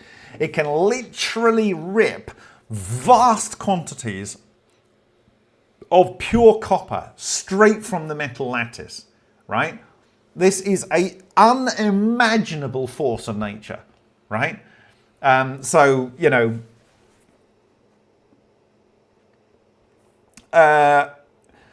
any thoughts? So Bob says, any thoughts on the Bueller propellantless drive based on electrostatics? It seems, yeah, I think all of these things, the Bueller device, the Townsend Brown observations will be based on this same principle.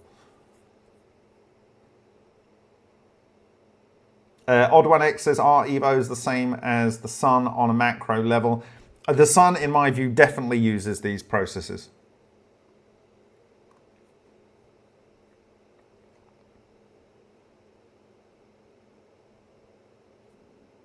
Corky Goss has nailed it. To float like ball lightning required, it seems. Yes, I would say so, yes. The same structure needs to be made.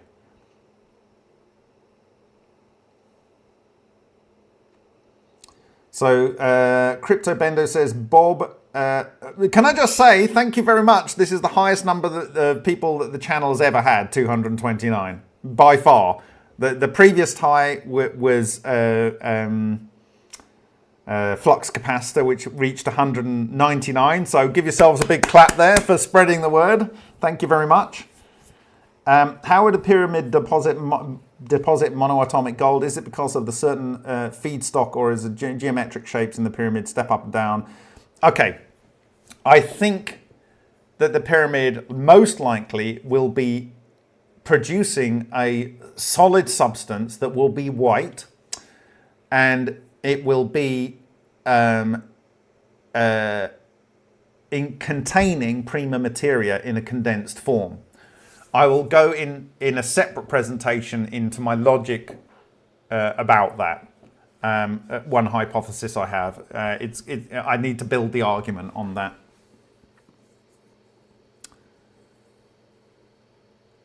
Joe Vellecci, the possibilities are all of the possibilities of the most fantastical things you can possibly ever imagine.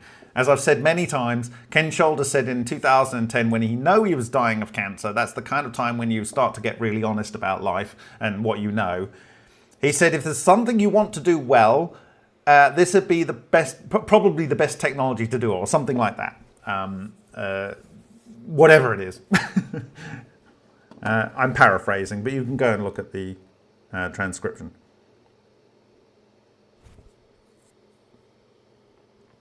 Couldn't the sun just be a coherent matter traveling wave? No, I think there's all kinds of coherent matter going on in the sun, but incoherent matter as well. Zachary Capobianco says, how do I become a wizard? How do you become a wizard? You understand this technology. I think that's the literal only way you become a wizard. It's the only way. It's just it.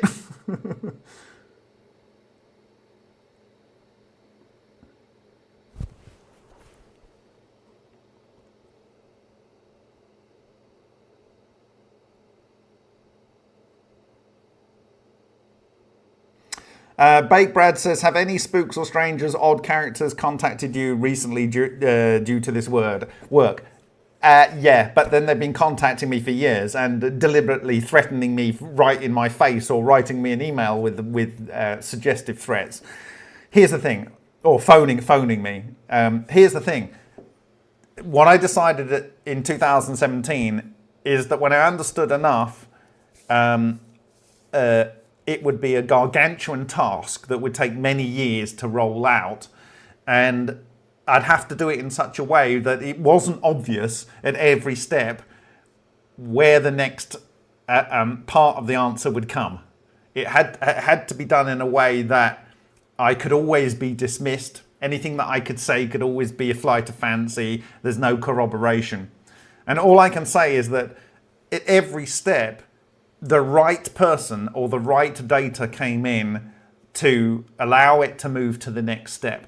And this has been a community effort funded by the community and by volunteers. This has been by the people, for the people, in the truest sense of the word, and open.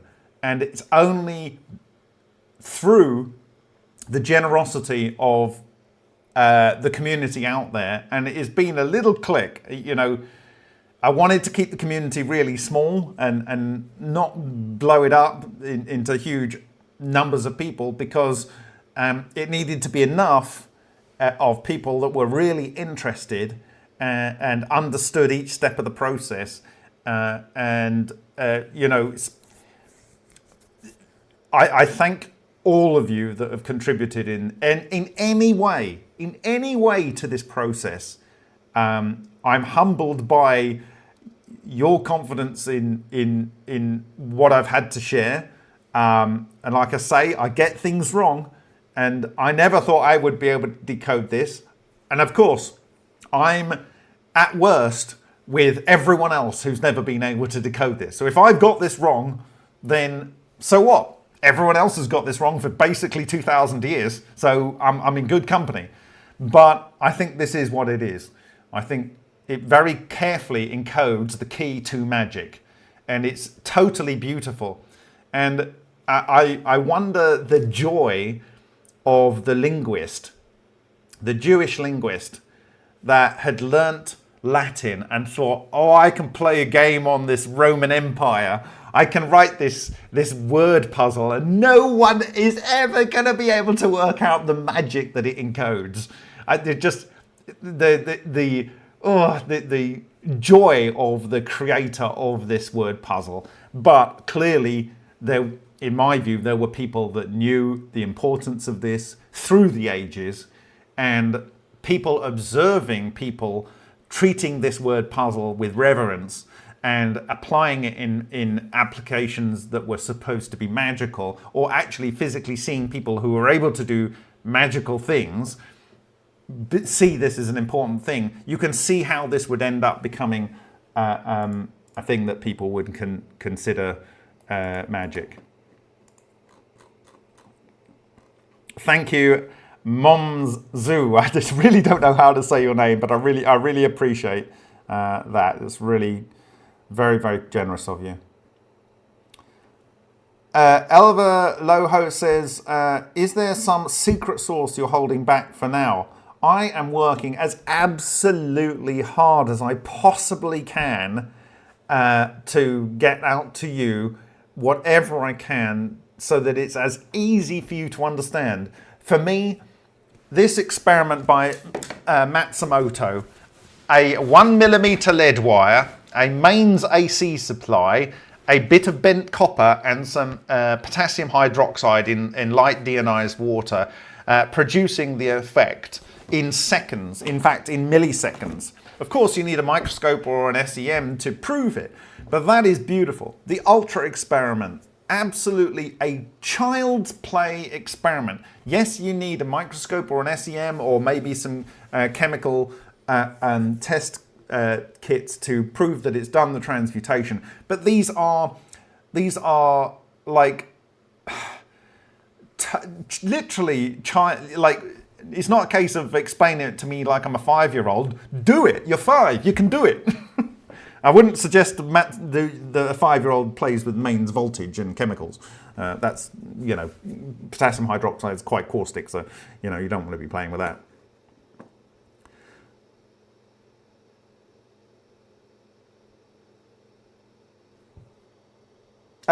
Yes, JPS Fidemo, those dots in the middle of the circles and the dots near the letters, could those be used for aligning the text? Yeah, maybe.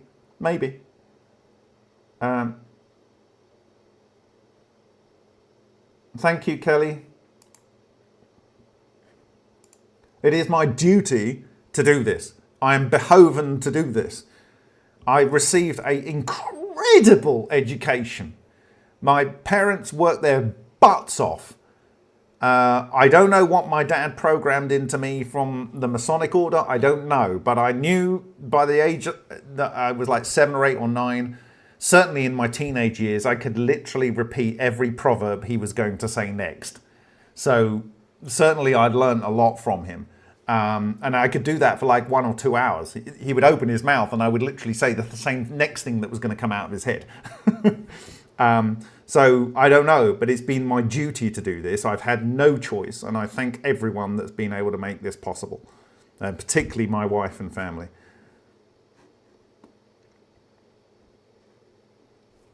How long until we know enough to build a flying saucer?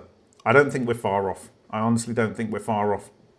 And we'll be coming from a point of view of, we know this thing can carry matter and it not be subject to the flux that is causing that matter to have weight.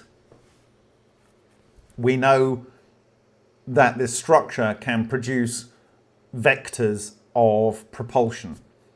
And so armed with those two facts, it becomes clear what the so-called UFO patents out there from King and from the British Railways boards and the ARV, all of these things become clear and obvious emergent ideas out of understanding this underlying geometry.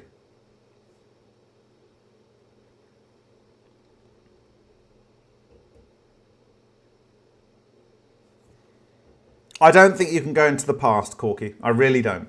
I have no idea how you can go into the past. I do think you can relatively go into the future. In that particular mode, you don't get to extend your life, you just get to put your life on pause.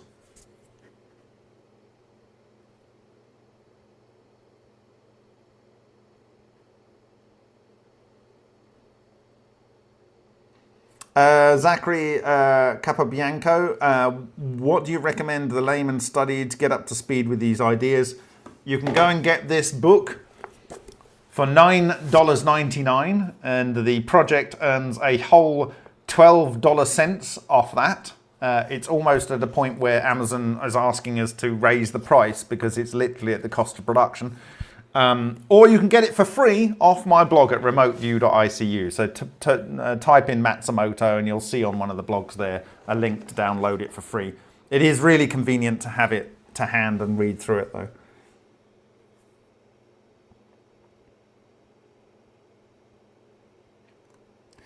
Vitor Machado, one thing that baffles me is the silence from the scientific community, physics community. Why do you think that is? They've got quieter and quieter and quieter as the evidence has got stronger and stronger and stronger. It's quite surreal. It's really surreal, even within the low-energy nuclear reaction community. The exceptions are Malcolm Bendall, Bingjuen Huang, and the entire Russian community. I don't know what it is with the West. I have no idea why they've lost their way so much. They can see something physically, they know that they can repeat it, but they choose not to see. They literally don't want to know that it's true. Or, I don't know what it is. It's very weird.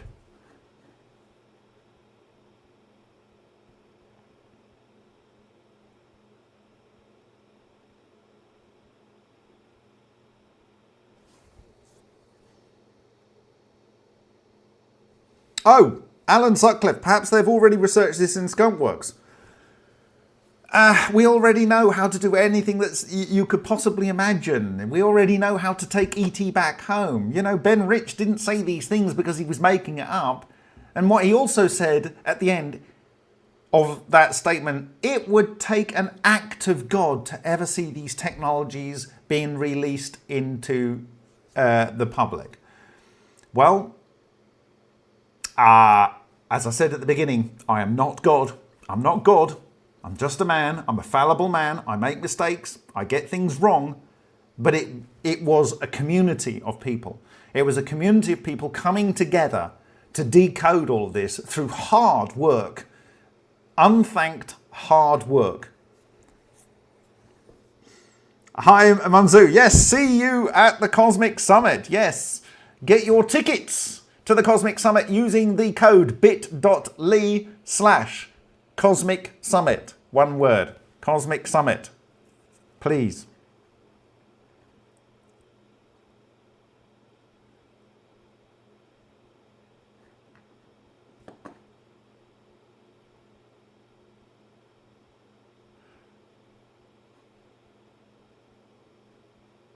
Right, I'm going to do a quick review here.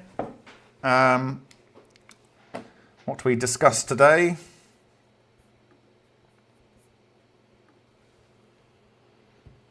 So this was O-Day, a little bit crazy. 21st of April 2024. And in this presentation we talked about the Order of Electrical Engineers, this hidden crest that is down in West Sussex in a museum exhibit. Some point in the 1800s this was cast. It was replaced later, but interestingly it says, out of darkness cometh light. and it has this Maltese cross in the center. And at the time, I wanted to understand why these people that were on the cutting edge of a new technological revolution would choose the Maltese cross. And so I searched for the meaning of the Maltese cross, and I came up with this stele. And the necklace of this king and this symbol, according to the Museum of God-Controlled Power, the Maltese cross. And that was actually the first time on 9th of June 2017 that I shared anything historical or non-specifically scientific in a presentation. The second time I did that was to the Russian community in Sochi, the Ball Lightning and Controlled Transmutation of Nuclei conference on the 4th of October 2018. And my title slide included these so-called sun cult symbols of how the sun works, according to Wikipedia, the solar symbol from the Iron Age. And this was carved many times in a region in Italy, on stones there, and this is also on stone in Ilkley Moor in the UK. Looking into this more at the British Museum, I found that this is clearly referencing science likely to be bordering on 3,000 years old. And if you know something, let's say 3,800 years ago, yeah, if you know something 3,800 years ago, it didn't just happen overnight, and it didn't become the most important symbols overnight. It had to have some prehistory to starting to carve those symbols. And so when I found and derived the fractal toroidal structure, maximally of 48 divisions in my view, from the John Hutchison sample, which supposedly was, according to Tom Bearden, Colonel Tom Bearden, was absolutely replete with monopoles. I recalled that same stele and found that at the top of the stele was this structure, which had 24, all bar one missing there, which would be 48 around the outside. And then I inquired what that was, and it said it is the flying disc of the sky gods. We looked at Larnaca stele, similar one. This is actually in a German museum in Berlin, but it also has these symbols around here, but it has the flying winged disc, or the flying disc, in the other orientation. Now, if you look at this, it's a sphere, or it's a circle this way, and it's, in my view, the plan view. And in this case, it's the elevation view, and it's still a sphere, but it has these kind of wings off to the side and this tail feathers coming down. And to me, this is a very reasonably accurate, representation of how this technology works to allow you to have a sky god that would have a flying technology. Okay? Be able to go everywhere, right? Cuneiform writing on the side. Okay? And we talked about how Cyprus was trading with all of the important civilizations in the region. You know, there's many Egyptian sort of scarab beetle, you know, jewelry pieces there, as well as things from Syria and the Levant and from Turkey and from Greece and Rome. You know, you see all these things there. And that's the close-up on the cuneiform there. Another similar in the British Museum here, with cuneiform all over it, and again has this elevation of the flying disc of the sky gods, the winged disc, which is all over from India all the way through North Africa and the Middle East and Persia and stuff. And I believe that we have seen these things in miniature, albeit sometimes blown up. But the symbol of remote view is effectively a monopole structure caught in the late Neil Crichton Gold's Lion Reactor 1. Okay, with the hole in the center and the structure on the outside. And even in the areas here where ions came from, the term ionic comes from an ionic column, which has a scroll to the left and a scroll to the right. That's an ionic column, right? And it comes from Ionia, the Ionic period in the culture in Greece and stuff, the architectural work. And this 580 BC is in the same kind of time that Anaximander came up with this observational science methodology. And obviously he reviewed nature and also the ancient Egyptians and so forth and understood this. And in my view, this plate from the Ionian culture is showing a yin-yang, yin-yang, yin-yang, yin-yang, forming a four-order structure which produces the Maltese cross, as indicated here in this item GR1860 4-4.6 in the British Museum in London.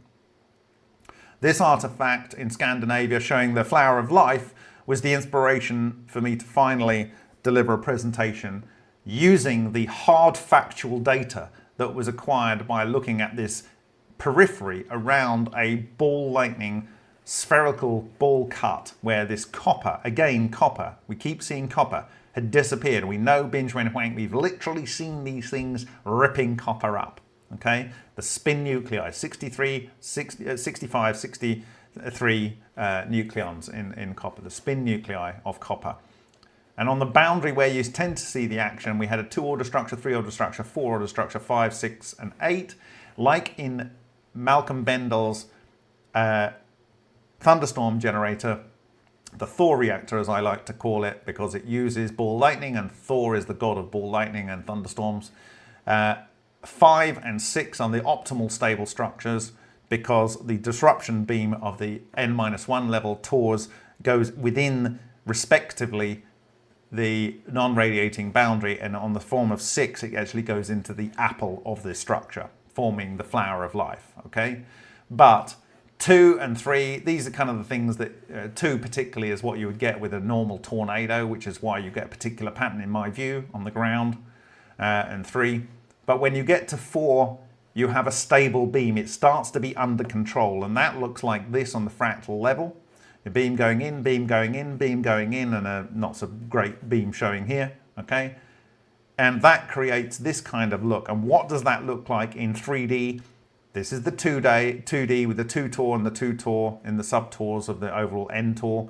This is an N tor with, in the subtors, we've got N-1 times 4 tors and N-2 times 4 tors. You don't necessarily need, you only need 2 in any particular subtor, but in this case we need 4 to do the stable beam. And that, in my view, is represented in the symbol of God-controlled power that is around the neck of the Assyrian king as he, according to the Steles nameplate, is worshipping the symbols of the sky gods and so forth. In my view, they're representations of them and the technology. And this is the same as this sun cult and this symbol of the sun, which is a yin-yang, a yin-yang, and a yin-yang, and a yin-yang that make a beam going through the center. This is a toroidal moment producing structure, and this is the phase singularity of the toroidal moment. This is the phase singularity of the toroidal moment. This Christ center is the phase singularity of the toroidal moment. And when we look at that here up close, and we click on this to show this structure arranged in this plan view, you can see it exactly and precisely fits within the D4D ratio structure, and that these intersections of the non-radiating boundary exactly and precisely fit these wings of the Maltese cross.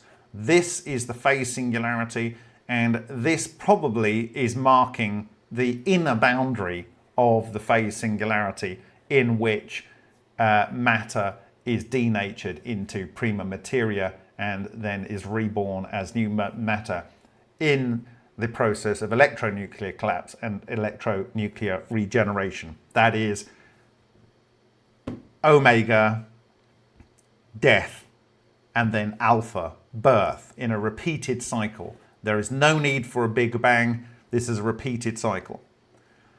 So then the main topic of the day was the Sator, Arepo, Tenet, Opera, Rotas square. And I described that this was the first image that I came across and that I didn't think I could decode it, but you rotate that 45 degrees and it is explained.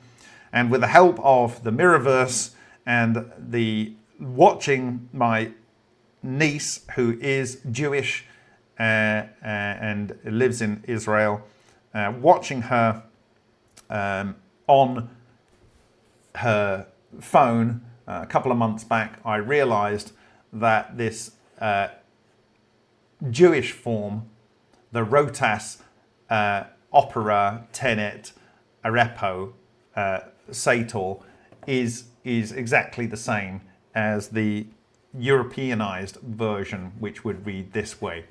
It's nothing to do, in my view, with the TAF being there, but it is, as speculated, encoding secret knowledge.